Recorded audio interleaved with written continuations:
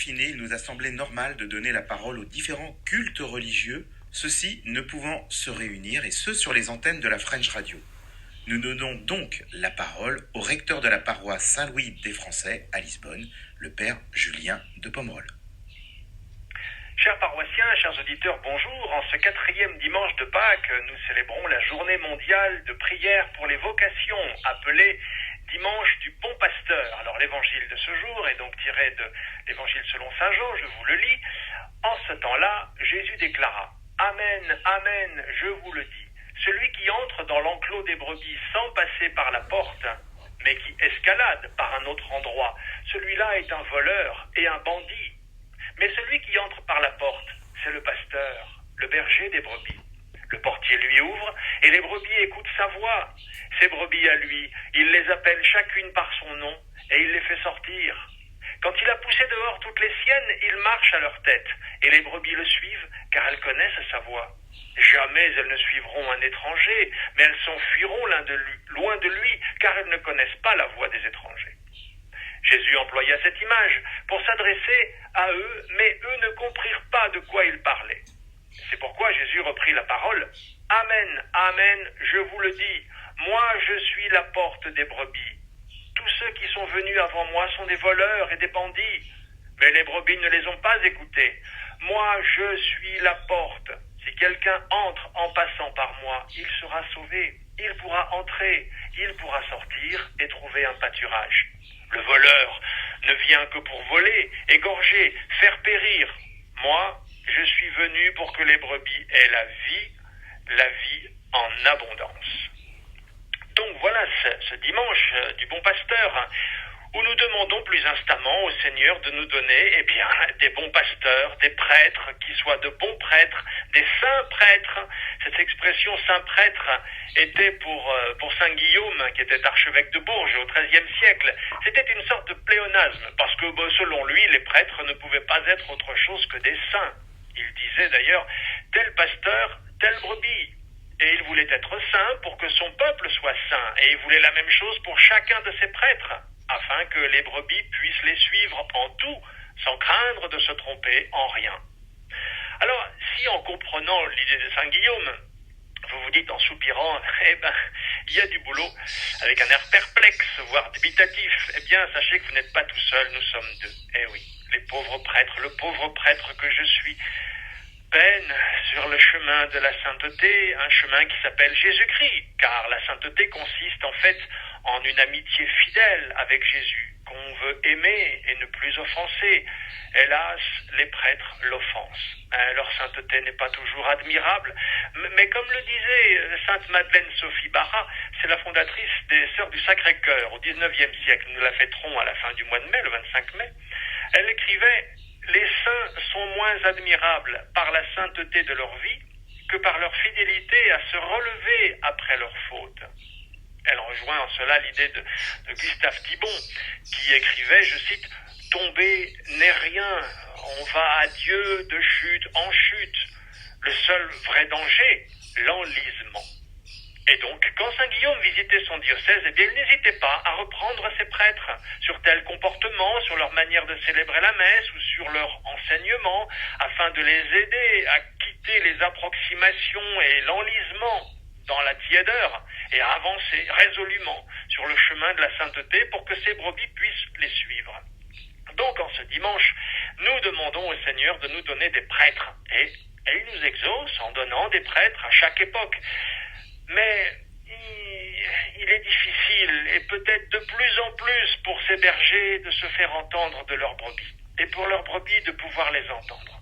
Car si nous reprenons l'image de l'enclos évoquée par Jésus, force est de constater que cet enclos, qui est symboliquement la Sainte Église, ce lieu dans lequel le bon pasteur rassemble ses brebis, cet enclos est plutôt encombré. Effectivement, des voleurs et des bandits ont escaladé l'enclos de tous côtés. Mais le problème, c'est qu'ils ont fini par s'installer dans l'enclos. Et ils dictent leur conduite aux brebis. C'est ce que nous voyons dans les décisions de ces derniers temps, avec l'interdiction d'aller à l'église pour la messe, l'interdiction d'avoir accès à des sacrements, Et les évêques, même ceux qui font le choix d'être de bons pasteurs, obéissent à ces consignes. Et puis à leur suite, les prêtres, le jour de leur ordination, ils ont promis obéissance à leur évêque. Alors ils suivent les consignes. Alors, je ne reviens pas sur les prêtres ou les évêques qui, à travers les siècles, ont fait le choix d'être de mauvais pasteurs. Bon, il y en a eu, c'est entendu, on se rappelle Monseigneur Cochon, l'évêque de Beauvais à l'époque, qui a obtenu la condamnation à mort de Sainte Jeanne d'Arc. Sainte Jeanne d'Arc qui lui rappela sa responsabilité personnelle. Alors, il la connaissait bien, lui, l'évêque, sa responsabilité, puisque, selon les paroles de Jésus à Sainte Thérèse d'Avila, nul ne se perd sans le savoir. Lui dit Jésus. Nul ne se perd sans le savoir. Donc il savait très bien. Mais enfin, elle lui rappela quand même nettement la veille de sa mort en lui disant « Évêque, c'est par toi que je meurs ». Donc il le savait. Alors, il y a eu d'autres cas, il y a eu parfois des groupes, au XVIe siècle, avec le schisme anglican. Sur les 22 évêques catholiques que comptait l'Angleterre d'Henri VIII, un seul, John Fisher, a résisté aux bandits et aux voleurs qui escaladaient l'enclos, et il a fini décapité, martyr.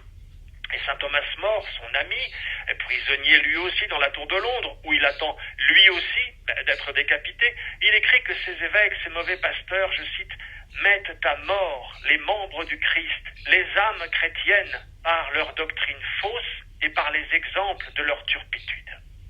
Alors, c'est entendu, il y a eu de mauvais serviteurs. Mais comment se fait-il que ceux qui veulent être de bons pasteurs soient coincés dans le genre de situation que nous vivons en ce moment ? Comment en sommes-nous arrivés là ? Il faut bien diagnostiquer les causes du mal si nous voulons en guérir. Et le pape François nous aide à le comprendre avec la reprise d'une expression lumineuse dans son message de Noël dernier, adressé au clergé qui travaille au Vatican. Il les appelle, je cite, à un changement de mentalité pastorale, car, dit-il, l'Église a 200 ans de retard à cause de sa peur du changement. Alors, qu'est-ce qui s'est passé il y a quelques 2 siècles pour que l'Église soit depuis bloquée dans la peur ? En creusant cet indice que le pape nous donne, nous trouvons la Révolution française. Et nous constatons effectivement que depuis cette époque, la Sainte Église vit dans le syndrome de la femme battue, qui n'ose plus rien dire ou qui n'ose plus rien faire de peur de déplaire à son bourreau et de souffrir encore. Il faut dire que ça fêtait d'une violence inouïe. Des milliers de prêtres, de moines, de religieuses, d'évêques guillotinés, noyés, brûlés, déportés, souvent après avoir été ignoblement traités, humiliés publiquement, et en même temps que ces massacres, la confiscation des biens de l'Église, la profanation de tout ce qui est sacré, une soumission par la force physique, mais aussi une soumission par la force idéologique, avec la constitution civile du clergé qui vise à couper l'Église de Rome, à couper l'Église du pape, et puis en fait de Dieu. C'est la République qui nomme et qui renverse à sa guise les évêques et les curés jureurs, et tout cela dans une soumission également spirituelle, puisque après tant de blasphèmes, de sacrilèges, où plus rien ne semble sacré, c'est le culte de la raison qui prime, accompagné d'une volonté de déchristianisation systématique de tout, même des sacrements, avec la fameuse création du mariage civil pendant la Révolution, mariage obligatoire qui prime sur le mariage à l'Église, sous peine de sanctions. C'est pas compliqué de se souvenir, le mariage civil est créé en septembre 1792. C'est juste après les effroyables massacres de septembre, où là encore des centaines de membres du clergé vont être zigouillés. Les récits, ça vous gâte le cœur. Donc, il y a une volonté d'éradiquer tout ce qui, de près ou de loin, aurait vaguement une ferveur catholique. Et puis de créer un homme nouveau, débarrassé de tout cela. Un ancien ministre de l'Éducation nationale, M. Payon, nous donne des clés. Alors, il se réjouit de ça, mais il donne des clés de lecture qui sont lumineuses. Et dit, alors je le cite, on peut lire dans ses écrits, « La Révolution française est un commencement absolu, l'incarnation, l'engendrement d'un homme nouveau. La Révolution est un événement religieux qui implique l'oubli total de ce qui précède la Révolution. L'école a un rôle fondamental. Elle doit dépouiller l'enfant de toutes ses attaches pré-républicaines pour l'élever jusqu'à devenir citoyen. Et c'est bien une nouvelle naissance, une transsubstantiation qui s'opère par l'école, cette nouvelle église, avec son nouveau clergé, sa nouvelle liturgie, ses nouvelles tables de la loi. » En fait, il résume tout cela en une formule et il dit « Il fallait une religion à la République, la laïcité. Alors c'est terrifiant quand on lit ça. Alors ensuite on nous dit oui, mais enfin les choses se sont apaisées après. Quand même en 1801, il y a eu le Concordat avec Napoléon. Ah ben pas du tout, parce que le Concordat, c'est la mise sous tutelle de l'Église. Rappelons que Napoléon exige que le catéchisme catholique enseigne aux enfants et aux adultes le devoir d'obéissance et de fidélité à l'égard de l'empereur. Et si le salaire du clergé est payé par l'Empire, c'est aussi pour mieux leur retirer et les réduire à la misère s'ils déplaisent à l'empereur. Souvenons-nous des cardinaux noirs. Sur les 27 cardinaux français, il y en a 13 qui refusent d'assister à la parodie du remariage religieux de Napoléon. Il a divorcé avec Joséphine, il avait épousé Marie-Louise. Alors des cardinaux disent non, quand même non. Alors on connaît la suite. Tous leurs biens sont confisqués, leurs pensions supprimées, interdiction de porter le moindre signe rappelant qu'ils sont cardinaux, ils sont placés sous surveillance policière et 2 mois plus tard ils sont éparpillés en exil dans le dénuement le plus complet. Ah, et quand même, oui. Alors ensuite, venons-en au début du XXe siècle, cette terrible époque avec pêle-mêle, l'expulsion des congrégations, des milliers de religieux chassés hors de France, la rupture par la France des relations diplomatiques avec le Saint-Siège, l'abrogation unilatérale du Concordat, l'affaire des fiches, la confiscation, encore une fois, des biens de l'Église, les inventaires, pour lesquels une circulaire précise que les agents qui en sont chargés demanderont l'ouverture des tabernacles. Alors dans de nombreuses églises, les gens s'opposent, protestent, non pas le tabernacle, la laïcité, rendez à César ce qui est à César, mais à Dieu ce qui est à Dieu. Et Clémenceau répond, rendez à César ce qui est à César, et tout est à César. Alors ces gens qui s'opposent sont frappés, blessés ou tués par balle dans l'église. Alors on jette aujourd'hui un regard pudique sur cette époque en concluant oui, c'est ce qui a donné la loi de séparation de l'Église et de l'État, c'est mieux ainsi. Non, la loi de soumission de l'Église à l'État. Du reste, lors du rétablissement des relations diplomatiques entre la France et le Vatican en 1921, le texte prévoit que le Vatican soumet les nominations d'évêques au ministère des Affaires étrangères, qui peut émettre des objections. Et pour ne prendre qu'un exemple de cette soumission, le mariage obligatoire à la mairie, imposé pendant la Révolution, conservé par l'Empire, puisque le Code pénal de 1810 crée le délit de célébration d'un mariage religieux sans mariage civil préalable. C'est puni d'une amende. S'il y a une récidive, le curé va en prison pendant 5 ans, et s'il y a une deuxième récidive, il est déporté. Alors depuis 2002, on n'est plus déporté. Depuis 2002, le prêtre qui s'habituerait à célébrer des mariages sans que les fiancés passent par la mairie est condamné à 7 500 € d'amende et 6 mois de prison. C'est-à-dire que, on imagine ceux qui ont modifié le texte, on dit, bon, on les met plus en prison. Si, on les met en prison. Attends, tu rigoles, c'est pas le temps que ça va prendre, ça va lui faire voir du pays, au curé, ça va lui apprendre à obéir. Allez. Alors, il y a encore de très nombreux exemples, mais je pense que vous avez compris l'idée. Depuis 200 ans, l'Église de France, la fille aînée de l'Église, est menée à la schlag par des voleurs et des bandits qui ont escaladé l'enclos et qui imposent leurs règles à cette pauvre fille aînée, dépouillée, vêtue de haillons, qui semble recroquevillée dans un coin, et puis tellement soulagée quand les coups ne la massacrent plus qu'elle se contente de ce qui lui est laissé. C'est presque rien, mais c'est tellement mieux que les coups. Et puis en même temps, elle se dit qu'elle n'aura pas mieux, et puis que le pire est toujours possible.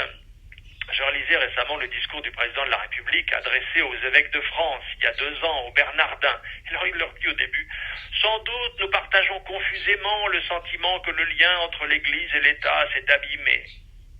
Non. À sérieux? Vraiment? Alors, cette pauvre fille aînée, alors elle accepte ce qu'on lui laisse. Imaginez que cette semaine, le président de la République a voulu une visioconférence avec les responsables de culte en France. Les évêques de France étaient donc là, mais avec, entre autres, les chefs des obédiences maçonniques. Selon la bulle pontificale de Clément XII, 1738, vous irez voir, in eminenti apostolatus specula. Alors ça, valable à perpétuité, dit-il. Selon cette bulle pontificale, cette simple réunion leur vaudrait d'être excommuniés. Allez lire les décisions des papes successifs, du pape Pie VII, Grégoire XVI, Pie IX, Léon XIII ou Saint Pie X en 1906. Dans sa lettre encyclique Vem Internos, qui dit clairement que le but de la franc-maçonnerie, proclamée par elle-même, avec une cynique audace, écrit-il, est de décatholiciser la France. C'est clair. Quant au pape Jean XXIII, quand il parle de la franc-maçonnerie, alors lui, il a un raccourci saisissant, il dit « La franc-maçonnerie, c'est-à-dire le diable ». Là, c'est encore plus clair, quoi.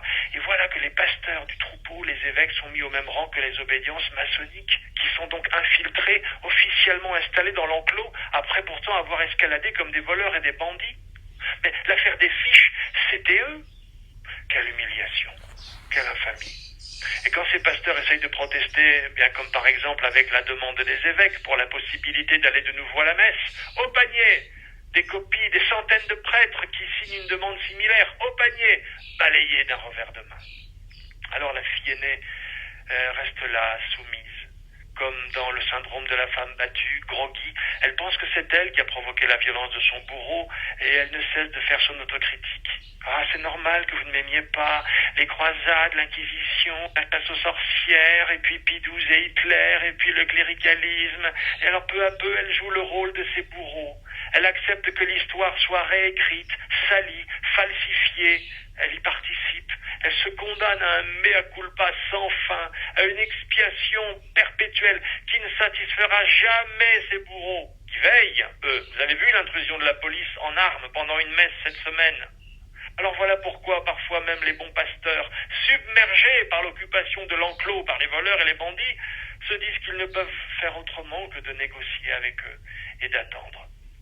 Mais c'est là que c'est dangereux, parce qu'on peut finir par ne plus être bon pasteur, mais un simple exécutant des ordres des occupants, et tomber sous le coup de cette sentence de saint Augustin au 5e siècle, qui écrit à des mauvais pasteurs: « Vous êtes restés de corps, mais vous vous êtes enfuis d'esprit. » Alors depuis la décision de ne pas autoriser l'accès à la messe, avant encore des semaines, nous entendons beaucoup d'évêques qui réagissent, qui s'indignent, parfois avec des mots très forts. Nous avons été humiliés, nous avons été méprisés, c'est injuste, discriminatoire. C'est une offense aux chrétiens. Oui, bon, on sait ça, ça fait 200 ans que ça dure. Ben alors écoutez le pape, on a 200 ans de retard. Il demande un changement de mentalité pastorale. Alors allez, au paquet. Les brebis n'écoutent pas la voix des voleurs et des bandits. Les brebis veulent entendre votre voix qui dit: reprenons possession de l'enclos, chassons-en les voleurs et les bandits. On ne veut plus les y entendre.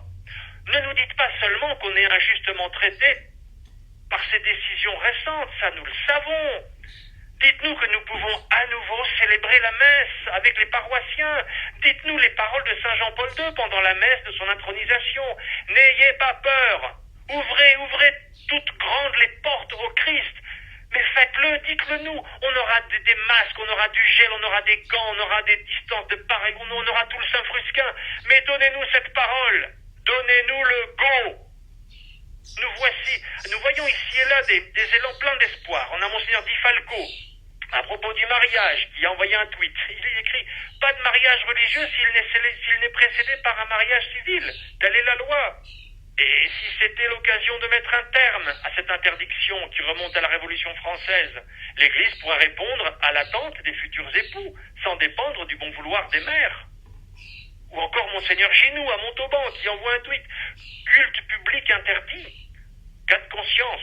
On ne peut pas priver nos fidèles de la nourriture essentielle qu'est la grâce sacramentelle. Donc, nous les nourrirons. Mais alors en avant!